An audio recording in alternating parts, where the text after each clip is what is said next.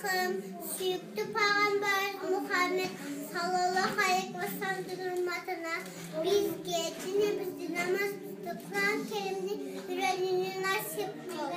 Allah'ım bizi, atene bizi, Müslüman insanlar bizi, Cenab-ı Smatçonda Cürgen Baykeledi, Ecelerdi Camanlıkta denizin sakta, Mekke'nin Kırgızistan'da aç kalsızdan, imansızlardan, kırsıklardan özün sakta. Kırgızistan memleketinde bildiğinde imandı, saftı, bilimdi, adam derdin sanın göbek, adam derdin bilip bilbek kılgan hata günelerin, özün kötü sebebini sen geçirdin zaten Allah'ım.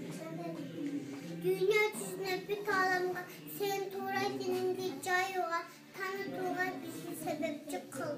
Adam zaten meyrimindi, rahimindi, ayaba sen meyrimilerin meyrimlisin, rahimsin. Allah'ım dünyada kuballar kızlar imandı, bilimdi, Mekke'nin suygun cana kısmet kılan baykecilerden bu olsun.